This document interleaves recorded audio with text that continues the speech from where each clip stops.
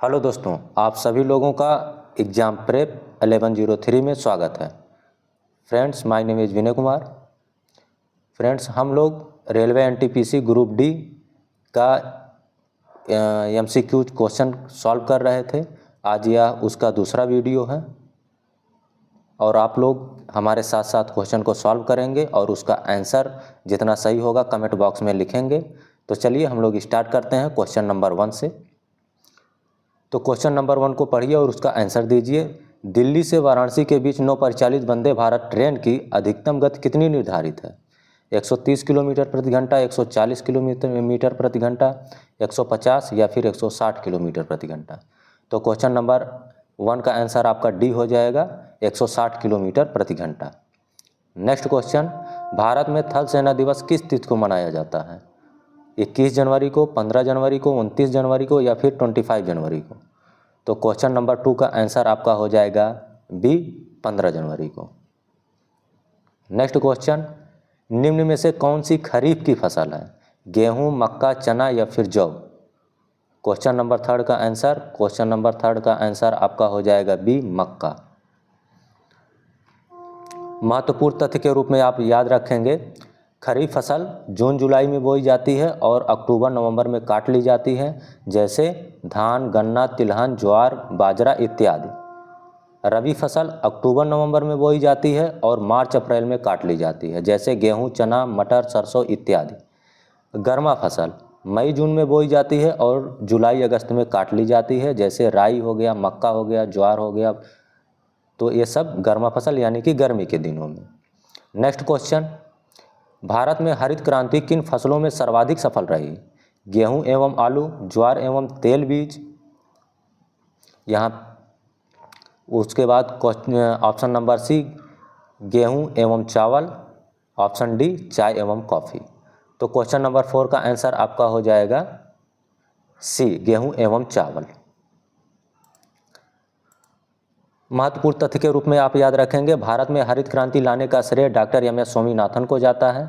भारत में हरित क्रांति की शुरुआत 1967-68 में हुई थी। नेक्स्ट क्वेश्चन, संघीय व्यवस्था में शक्तियों का बंटवारा किसके द्वारा किया जाता है? राष्ट्रपति के द्वारा, संसद के द्वारा, संविधान के द्वारा या फिर प्रधानमंत्री के द्वारा। तो क्वेश्चन नंबर 5 का आंसर आपका हो जाएगा बी, संसद के द्वारा। महत्वपूर्ण तथ्य के रूप में याद रखेंगे कि भारत की संसद राष्ट्रपति, राज्यसभा और लोकसभा से मिलकर बनती है। संसद के निम्न सदन को लोकसभा एवं उच्च सदन को राज्यसभा कहते हैं। भारत संघ की कार्यपालिका शक्ति राष्ट्रपति में निहित होती है। राष्ट्रपति नाम मात्र की कार्यपालिका है, जबकि प्रधानमंत्री तथा उसका मंत्रिमंडल वास्तविक कार्यपालिका है। क्वेश्चन नंबर 6, मुस्लिम लीग ने किस दिन को सीधी कार्यवाही दिवस, डायरेक्ट एक्शन डे के लिए चुना? 3 सितंबर 1946, 16 अगस्त 1946, 16 मई 1946 या फिर 4 सितंबर 1946। तो क्वेश्चन नंबर 6 का आंसर आपका हो जाएगा बी, 16 अगस्त 1946। महत्वपूर्ण तथ्य के रूप में आप देखेंगे, 1906 ईस्वी में आगा खां एवं सलीम उल्लाह खां, जो ढाका के रहने वाले थे, ने मुस्लिम लीग की स्थापना की। 22 दिसंबर 1939 ईस्वी को कांग्रेस मंत्रिमंडल ने सामूहिक रूप से त्यागपत्र दे दिया। इस दिन को मुस्लिम लीग ने मुक्ति दिवस के रूप में मनाया। 27 मार्च 1947 ईस्वी को मुस्लिम लीग ने पाकिस्तान दिवस के रूप में मनाया। नेक्स्ट क्वेश्चन नंबर 7, भारत की स्वतंत्रता के समय भारतीय राष्ट्रीय कांग्रेस के अध्यक्ष कौन थे? जवाहरलाल नेहरू, मौलाना अब्दुल कलाम आज़ाद, डॉक्टर राजेंद्र प्रसाद या फिर जे.बी. कृपलानी। तो क्वेश्चन नंबर 7 का आंसर आपका डी हो जाएगा, जे.बी. कृपलानी। महत्वपूर्ण तथ्य के रूप में याद रखना है कि भारतीय स्वतंत्रता की प्राप्ति 15 अगस्त 1947 ईस्वी को भारत स्वतंत्रता अधिनियम के द्वारा हुई थी। स्वतंत्र भारत के प्रथम गवर्नर जनरल लॉर्ड माउंटबेटन थे। स्वतंत्र भारत का प्रथम भारतीय एवं अंतिम गवर्नर जनरल चक्रवर्ती राजगोपालाचारी हुए थे। नेक्स्ट क्वेश्चन, मैंग्रोव वनस्पति किस में पाई जाती है? लवणीय मृदा में या फिर दलदली मृदा में या फिर काली मिट्टी में या फिर लेटेराइट मिट्टी में। तो क्वेश्चन नंबर 8 का आंसर आपका हो जाएगा बी, दलदली मृदा में। महत्वपूर्ण तथ्य के रूप में याद रखना है कि मैंग्रोव वनस्पति उष्णकटिबंधीय तथा उपोष्णकटिबंधीय क्षेत्रों के ज्वारीय तटों की वनस्पति है। मैंग्रोव वनों का विस्तार मुख्यतः 25 डिग्री उत्तरी तथा दक्षिणी अक्षांशों के मध्य पाया जाता है। मैंग्रोव वनस्पति में सबसे अधिक गहराई में उगने वाली वनस्पति को लाल मैंग्रोव का नाम दिया जाता है और वे स्वयं को गहरे पानी में स्थिर रखने के लिए सहायक जड़ों का विकास करते हैं। नेक्स्ट क्वेश्चन, सबसे बड़ा दिन कब होता है? 21 जून को या फिर 22 दिसंबर को या 25 दिसंबर को या फिर 22 मार्च को? तो क्वेश्चन नंबर 9 का आंसर आपका ए हो जाएगा 21 जून को। महत्वपूर्ण तथ्य के रूप में आपको याद रखना है 21 जून को सूर्य कर्क रेखा 23.5 डिग्री नॉर्थ पर लंबवत होता है, इसे कर्क संक्रांति कहते हैं। 22 दिसंबर को सूर्य मकर रेखा पर लंबवत होता है, इसे मकर संक्रांति कहते हैं। इस दिन दक्षिण गोलार्ध में सबसे बड़ा दिन होता है। 22 सितंबर एवं 21 मार्च को संपूर्ण पृथ्वी पर दिन एवं रात बराबर होते हैं, इसे क्रमशः शरद विषुव एवं वसंत विषुव कहते हैं। यानी कि 22 सितंबर को शरद विषुव और 21 मार्च को वसंत विषुव के नाम से जाना जाता है। नेक्स्ट क्वेश्चन, इको टूरिज्म का अभिप्राय किससे है? अरण्य यात्राएं करना, प्राकृतिक अंचलों की मात्रा, सस्ते दर में मात्रा या फिर यात्राओं का अर्थशास्त्र? तो क्वेश्चन नंबर 10 का आंसर आपका बी हो जाएगा, प्राकृतिक अंचलों की मात्रा।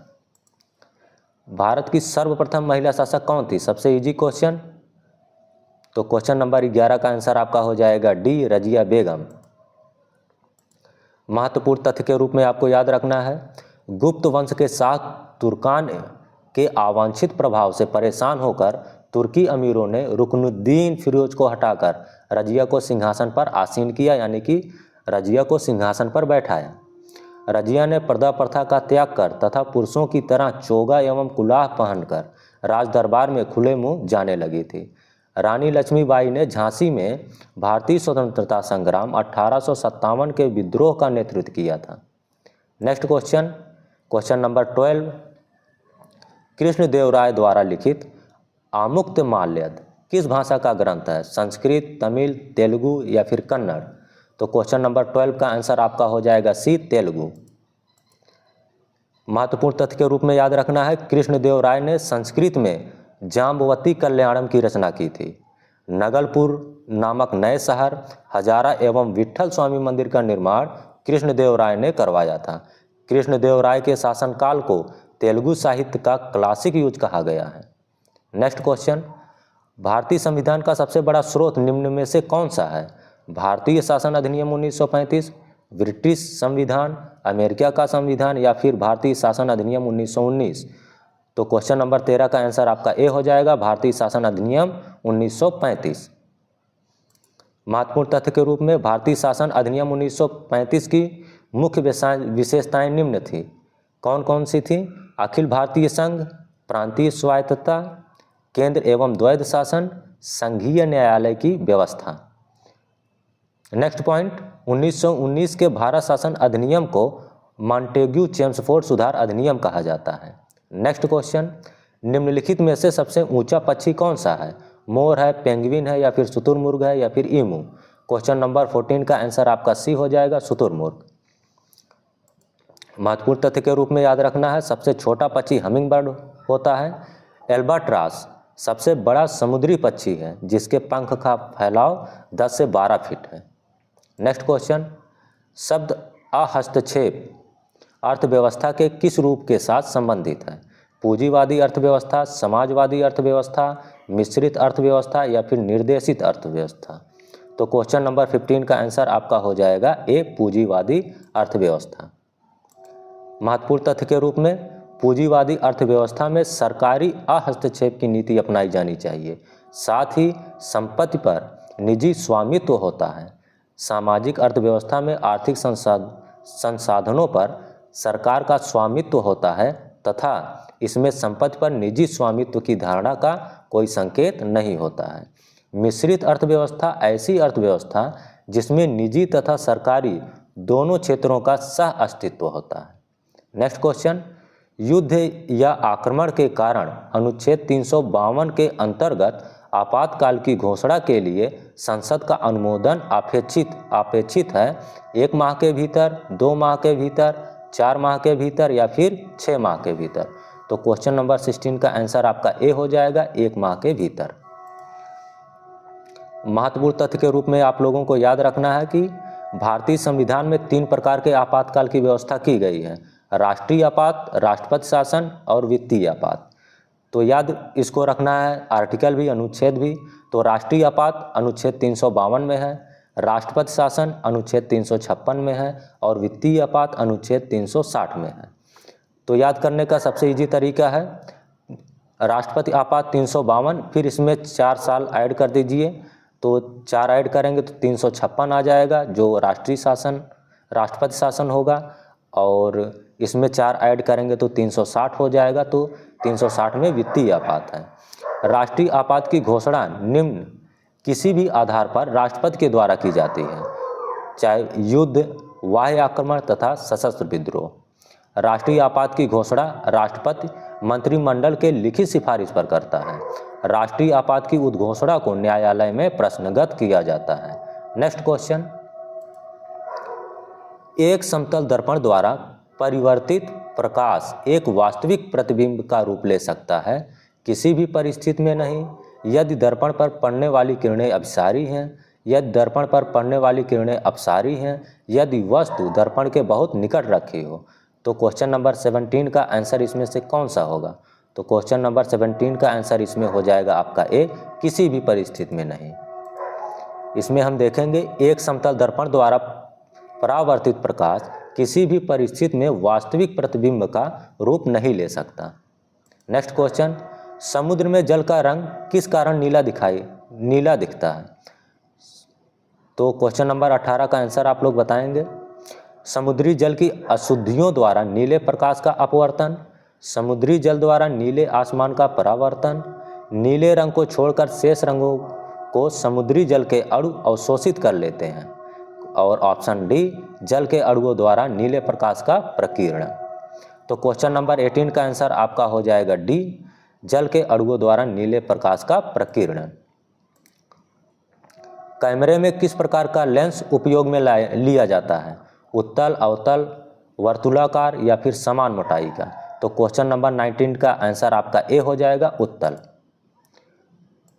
क्वेश्चन नंबर 20, एडवर्ड जेनर ने किसकी खोज की थी? स्मॉल पॉक्स के वैक्सीनेशन की, चिकन पॉक्स के वैक्सीनेशन की, या फिर मीसल्स के इम्यूनाइजेशन की, या फिर कॉलेरा के इम्यूनाइजेशन की? तो क्वेश्चन नंबर 20 का आंसर आपका ये हो जाएगा, स्मॉल पॉक्स के वैक्सीनेशन की। एडवर्ड जेनर ने स्मॉल पॉक्स, जिसको चेचक कहते हैं, चेचक के टीके की खोज किया। क्षय रोग, टीबी जिसे बोला जाता है, एवं हैजे के टीके की खोज रॉबर्ट कोच ने किया था। ईस्ट क्या है? प्रोकैरियोटिक है, यूकैरियोटिक है, या फिर एक कोशिक है, या फिर बहुकोशिक है? तो क्वेश्चन नंबर 21 का आंसर आपका हो जाएगा बी, यूकैरियोटिक। किसी भी तंत्र से जल के निष्कासन के प्रक्रम को क्या कहते हैं? ऑक्सीकरण कहते हैं, अपचयन कहते हैं, निर्जलीकरण कहते हैं, या फिर वाष्पीकरण कहते हैं? तो क्वेश्चन नंबर 22 का आंसर आपका हो जाएगा सी, निर्जलीकरण। लकड़ियों के जलने से निकलने वाली मुख्य गैस कौन सी है? Carbon monoxide, sulphur dioxide, carbon dioxide, या फिर मीथेन? तो क्वेश्चन नंबर 23 का आंसर आपका हो जाएगा सी, कार्बन डाइऑक्साइड। क्वेश्चन नंबर 24, निम्न में से जल प्रदूषण किससे होता है? सोडियम क्लोराइड से, कैल्शियम कार्बोनेट से, सीरा से, या फिर औद्योगिक अपशिष्ट से? तो क्वेश्चन नंबर 24 का आंसर आपका डी हो जाएगा, औद्योगिक अपशिष्ट से। महत्वपूर्ण तथ्य के रूप में ध्यान रखना है आप लोगों को, सीरा ये शुगर केन, गन्ने का बाई प्रोडक्ट है, इससे शराब स्पिरिट बनाई जाती है। तो क्वेश्चन नंबर 25 और यह लास्ट क्वेश्चन रहा हम लोगों का, पेट्रोलियम किस में पाया जाता है? आग्नेय शैलों में, अवसादी शैलों में, कायांतरित शैलों में, या फिर कच्छ भूमि में? तो क्वेश्चन नंबर 25 का आंसर आपका हो जाएगा बी, अवसादी शैलों में। ये हम लोगों का जो पार्ट 1 था MCQ का, तो उसका क्वेश्चन आप लोगों को बोले थे कि कमेंट बॉक्स में लिखने के लिए। तो इसका आंसर आप लोग बताएं, भारत एवं पाकिस्तान का विभाजन किस योजना के तहत हुआ था? तो माउंटबेटन योजना, क्रिप्स योजना, या फिर चेम्सफोर्ड योजना, या फिर वेवेल योजना। तो इस क्वेश्चन का आंसर आपका ए हो जाएगा, माउंटबेटन योजना। इसमें महत्वपूर्ण तथ्य के रूप में याद रखना है, लॉर्ड वेवेल 1944 से लेकर के 47 इनका शासनकाल रहा है। इसके समय में शिमला समझौता 1945 में हुआ था। इसी के समय में 20 फरवरी 1947 को क्लीमेंट एटली ने यह घोषणा किया था कि जून 1948 तक प्रभुसत्ता भारतीयों को सौंप देंगे। 4 जुलाई 1947 को विधेयक प्रस्तुत किया गया और 18 जुलाई को यह घोषणा हुई कि भारत और पाकिस्तान 2 स्वतंत्र राष्ट्र होंगे। 18 जुलाई को जॉर्ज छठे ने हस्ताक्षर भारत स्वतंत्रता अधिनियम पर कर दिया। जेम्स फोर्ड 1916 से 1921 इसके समय की सबसे प्रमुख घटना जलियांवाला बाग हत्याकांड थी। जलियांवाला बाग हत्याकांड 13 अप्रैल 1919 ईस्वी को हुआ। और आज का क्वेश्चन, भारत में राष्ट्रीय खेल दिवस कब मनाया जाता है? 29 अगस्त को, या फिर 30 जनवरी को, या फिर 8 मार्च को, या फिर 4 दिसंबर को? तो इसका आंसर जो है आप लोगों को कमेंट बॉक्स में लिखना है और यह भी बताना है कि आप लोग 25 क्वेश्चन में से कितना आपने सही किया।